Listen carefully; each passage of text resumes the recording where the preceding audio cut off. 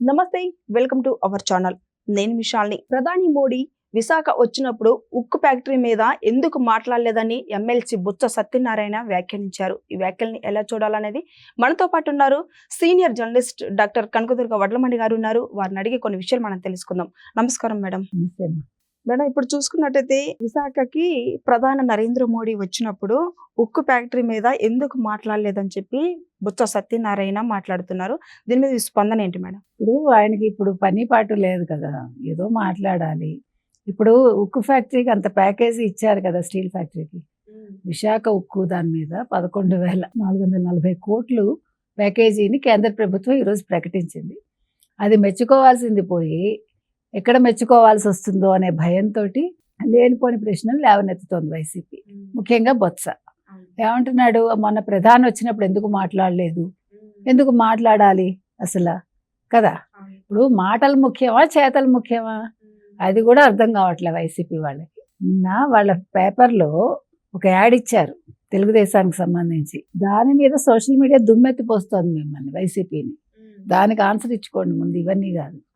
నువ్వు ఎలాగా పొగడలేవు కదా, పొగడతాలంటే దూరం పారిపోతారు వాళ్ళు. ఇప్పుడు ఎందుకంటే కూటమి ప్రభుత్వం వచ్చే 7 నెలల్లో విశాఖ ఉక్కుని బతికించడమే కాకుండా 11,440 కోట్లు తీసుకొచ్చిందంటే ఇంతకంటే ఏం కావాలి కదా. అవును, దాని మీద మాట్లాడకుండా ఏదో కోడిగుడ్డు మీద వెంట్రుకలు పీకటం అంటారు, అట్లా పీకుతున్నాడు కూర్చుని. పైగా ఏమంటాడు, అమిత్ షా వచ్చాడు రాష్ట్రానికి, అమిత్ షా వచ్చి అభివృద్ధి గురించి మాట్లాడటం లేదు. జగన్మోహన్ రెడ్డి ప్యాలెస్ల గురించి ఎందుకు మాట్లాడతాడు, ఎన్ని పడక గదులు ఉన్నాయో ఎందుకు మాట్లాడతాడు. రిషికొండ ప్యాలెస్ గురించి మాట్లాడుతున్నారు. రిషికొండ ప్యాలెస్ ప్రభుత్వానిదే, దాని మీద అనుమానాలు ఉంటే మీరు ఎంక్వైరీ వేసుకోండి. అది ప్రభుత్వాన్ని ఎందుకు అవుతుంది? ఆయన కట్టించుకున్నాడు, ఆయన క్యాంప్ ఆఫీస్ కింద. ఎక్కడైనా ప్రభుత్వ భవనం అయితే అలా ఉంటుందా అండి? ఎన్ని బెడ్రూమ్లు ఉన్నాయి అందులో? కమోడ్కి ఎవడైనా అన్ని లక్షలు ఖర్చు పెడతాడా? 13 లక్షలు ఇచ్చి ఎవడైనా బంగారు పూత పూసిన కమోడ్ కట్టుకుంటాడా ప్రభుత్వ భవనానికి? అంటే మనకు తెలియదు. ఇప్పుడు వైసీపీ దాని గురించి వివరణ ఇవ్వాలి, ముఖ్యంగా బొత్స ఇవ్వాలి.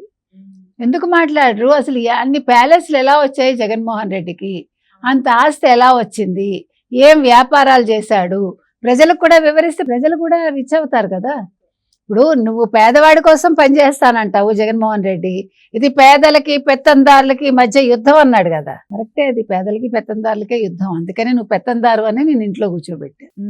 నువ్వు ఇన్ని కోట్లు సంపాదించుకున్నావు కాబట్టి నువ్వు పెత్తందారు నాయన, మా పేదలతో నీకేం పని, మా పేదల్ని కాపాడడానికి కూటమి ప్రభుత్వం ఉంది అని చెప్పి నీకు 11 సీట్లు ఇచ్చి ఇంట్లో కూర్చోబెట్టా. నీకెంత ప్రేమ ఉంటే నీ ఆస్తి మొత్తం పంచవయ్యా, లిక్విడ్ క్యాష్ చేసి నువ్వు ఒక చిన్న ఇంట్లోకి మారి నువ్వు అప్పనంగా అన్యాయంగా అక్రమంగా అవినీతి చేసి సంపాదించిన మొత్తం సొమ్ముని జగన్మోహన్ రెడ్డి పేదలకు పంచంటున్నాం మనం. నువ్వు పేదల కోసం కదా పని చేస్తావు. నువ్వు బురదలో దిగి పని చెయ్యి, బురదలో దిగి వ్యవసాయం చెయ్యి, 10 రూపాయలు సంపాదించుకుని తిను కష్టార్జితం. అంతేగాని తండ్రి పేరు పెట్టుకుని, ఆ తండ్రి పేరు వంక పెట్టుకుని కోట్లు సంపాదించుకుని కదా, ఇది అన్యాయం కదా. కాబట్టి ఇవాళ అమిత్ షా మాట్లాడితే మీకెందుకు రోషం వస్తుంది? నిజాలు ఒప్పుకోండి, మేము పేదవాళ్ళం కాదు, మేము బాగా రిచ్, మేము ఇలా సంపాదించామని చెప్పమానండి. ప్యాలెస్ల గురించి మాట్లాడితే మీకెందుకు? ప్యాలెస్ల మీద ఎంక్వైరీ చేసుకోమని అడిగాడా? రిషికొండ ప్యాలెస్ గురించి మాట్లాడాడు కానీ యలహంక ప్యాలెస్, తాడేపల్లి ప్యాలెస్ గురించి మాట్లాడాడా? లేదు కదా. నువ్వు ముఖ్యమంత్రివి కాకపోతే నువ్వు తాడేపల్లి ప్యాలెస్ వదిలిపెట్టి వెళ్ళిపో కదా. కాబట్టి ఇవాళ ఆయన మాట్లాడే మాటల్లో అర్థం లేదు.